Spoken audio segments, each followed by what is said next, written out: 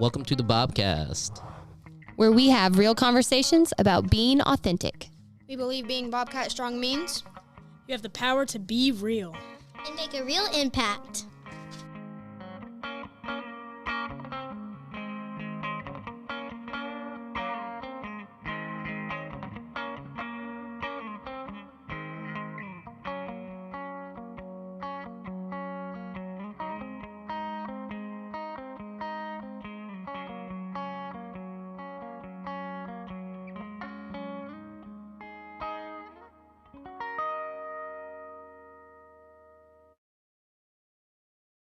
Hey, welcome back to the Bobcast. Hey, it's Mr. Weaver here, and I've got three guests right here in the studio, and I want everyone to give them a big round of applause.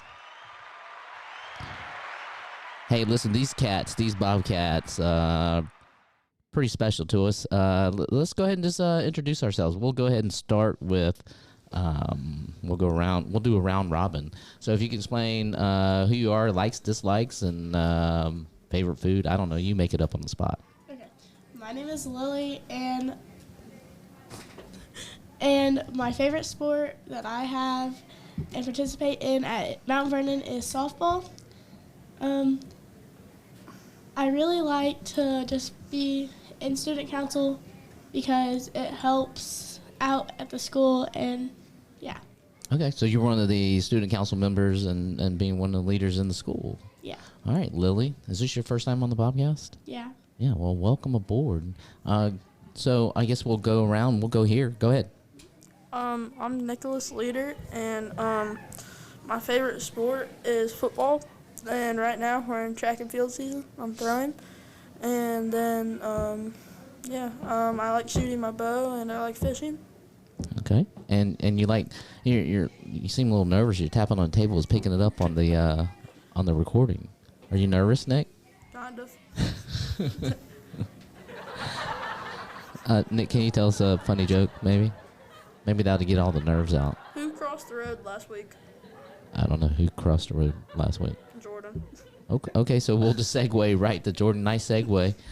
Go ahead, Jordan. My name is Jordan. My favorite sport is baseball, and I am also part of student council. Okay, student council. So I asked three of you here today because I want to do a quick student interview. And hey, folks, if you hear a bunch of noise in the background, that's our studio audience in the background. Actually, it's during class, and they're working on an assignment. But that's in the background. They're kind of watching us do the podcast as well. But let's go ahead and get into it. Lily, I'll go with you first, okay? What does Bobcat Strong mean to you?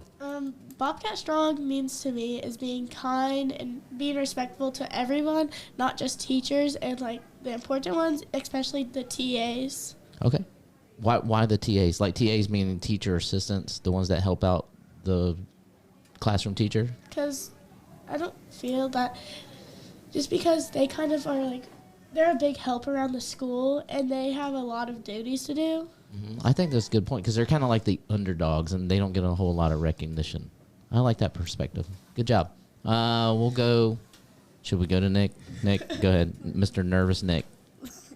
All right, so I think Bobcat Strong means like to be kind to everybody, and I also want to follow up with Lily's, like the TAs. I don't like here. Like I feel like nobody respects them. Like in the gym the other day, like they were all telling us to quiet down and stuff. Like only a few people did it, but like they were sitting there yelling at us. Nobody's listening. I feel like they need more respect than they have. What do you think as a student body? How can, or being part of the student body, how can we make that change? I feel like we need to like just listen to them. Just listen. Okay. Yeah. It all starts with actively listening. I agree with that. Jordan, what say you? What does Bobcat Strong mean to you? Bobcat Strong means to me is like to build your character, to work on building up yourself as a person, so you learn to be a better person, kinder, respect more, and just be an all-around better person. Okay. Working on character. I like that. Okay. So all three of you participated in the polar plunge. Well, Jordan, I know that you got sick that week, but you still did a whole lot of fundraising, and you were one of the largest fundraisers for that event. Nick, you were as well, and Lilly, I think you were the top fundraiser for that event. We had about seven students in Polar Plunge, and all together we were like almost $3,000 in the short time span raising funds. So, and at the last minute, Jordan, you got sick and you couldn't actually do the plunge, but you raised the money. Why did you choose? So I'll just throw this out on the table. Why did you choose the Polar Plunge? Because the Special Olympics, I feel like people think they're different, but they're not. They're real humans, and that it kind of helps them out with everything and whatever they're dealing with. Yeah, all that money went straight to Posey County Special Olympics. And you mentioned earlier that you participated in a sport with some Special Olympians? Yeah. So basically, they asked us to play them because I didn't have anybody else, and we did. And it was really fun. It just felt like a normal basketball game. There was nothing really different to it. And you had loads of fun playing basketball with, and they were some adults with special needs on the teams too. Is that right? Yeah. Okay, all right. And were there any of our students there playing basketball? No, I don't think so. Was Jaden there that night? Yeah, Jaden was there actually. Okay, yeah, we're gonna have Jaden on later today on the Bobcast. Nick, why did you choose Polar Plunge? Because it's one of the cooler things and funner things that you can do. I mean, it's still fun with everything else, but this was one of I can't find the word. Well, we just went out there as a team and we just jumped into some cold water. Yeah. Right, as Mr. Randy Parker, who was out there cheering us on, he's one of the biggest super plungers and top fundraisers in Posey County. He says we're freezing for a reason. I mean, it's all going towards Special Olympics, and it is fun to do it. Just running out there in the cold water. I don't know why it was fun, but it really was. Jordan, I know you didn't get to participate at the plunge, but why did you choose to raise money for Special Olympics? Well, Special Olympics has a great cause for it. The money goes to helping people that have special needs to have a fun time and help out with with stuff they need. And I just thought it was a great opportunity to help out. Yeah, awesome. So let's talk about that. How can we? I mean, can we make it even bigger and larger next year as a student body and get a bigger team for Special Olympics? Do you think we should do that? Yeah, I feel like we should push it out more, and because some people thought it was limited to student council, but I feel like we should push it out to the whole school and see who wants to do it, or National Junior Honor Society, and push it out, and Builders Club, just push it out to those. Let's do that. Let's open up to the whole student body and try to get a big old team and raise a bunch of money for Special Olympics. I think that sounds good. So let's get down to, I mean, you guys are already made an impact and you're making a difference on our school or in our school or on the, I don't know, right, in community. So what is something in your life, what was a small moment in your life that made a huge, big impact that makes you who you are today? So basically, I was transferring to a new school, and I was touring the school, and I walked into one of the classes, and I was very nervous, and Jaden ran up and hugged me, and that just made me feel like I fit in more, and it kind of now I'm not really scared to try new schools because I feel like I can fit in. Is this Jaden, our Special Olympian? Mm-hmm. Oh wow, that's awesome! I didn't know that story.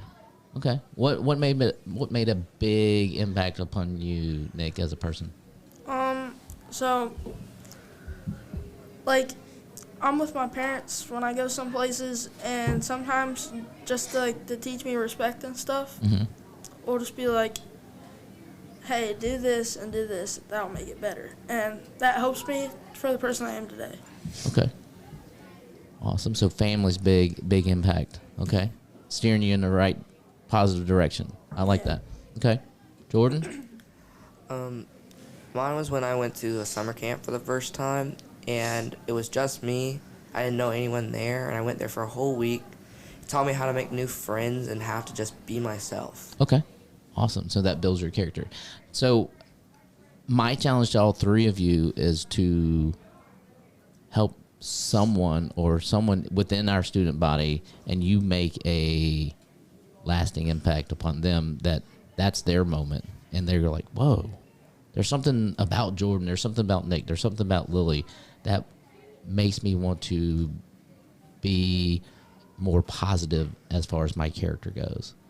Okay, and then maybe we can get that ripple effect where it just trickles out, right, to everyone, to the entire student body. Okay, let's get to some serious but silly questions. All right, crazy characteristic that you have. Jordan, you go. Quick, round robin. I don't know. You don't have one on the spot? I don't have one on the spot right now. Crazy characteristic. We'll table that. Go ahead, Nick. Do you have a crazy characteristic? Like, I can eat like a dozen eggs in 5 minutes. Raw eggs. I don't know. That's kind of crazy, but I don't think I can think of anything off the top of my head. man, you guys just aren't crazy. Man, I don't have I think I could come up with on spot. Like, I could climb a pine tree up to like 50 feet and jump into a lake. I think that would be kind of crazy. I could probably do that right now. I don't have any. Oh no, We got somebody. sorry. Go ahead, Nick. Go ahead. I can, like, if I'm at the beach with everybody, I always swim fast or swim further out than anybody else. Okay, so if you're at the beach, and we all know that here in Indiana we're landlocked right now, but if you go out down to Gulf Shores, you'll be the first one out there, and you're like, oh, sharks, whatever. Yeah, the 1 week out of the year that I always go. Okay, got it. Lily, nothing? No. Jordan, did you think of one? Okay. How about you? Do you have one? I just did. Pine tree, jumping out of a pine What tree. about another one? Another one on the You know spot? you can do. I know I can jump out. I've done it. Pine tree? Really? Yeah, jump into a lake? Yeah. I used to do that in Southeast Georgia all the time. Never knew you could do that. No, really? Another crazy thing, I'd probably just like spur of the moment. I don't know. Just act crazy. Just spur of the moment. I don't know. What about this? If animals could talk, which animal would be the rudest? A weasel. Why a weasel? They're naturally aggressive and angry. Okay, I like that. Nick? A bird. A bird. Why a bird? I chose seagulls last week because they would just like rip food out of your hand, right? Or a hamburger. Why a bird? Well, it's either, a bird or even just a freaking, I can't say that. I said freaking. But, like, so. I'll allow it. Yeah, I didn't So a say no freaking at the bird. time. Yeah. Like, they just sit there, look at you. They're judging you. Yeah, and that's why you're like, that freaking bird is that's- judging me. Okay, I'll allow it. Go ahead, Lily. A bear because they're very aggressive. Well, Okay. some are.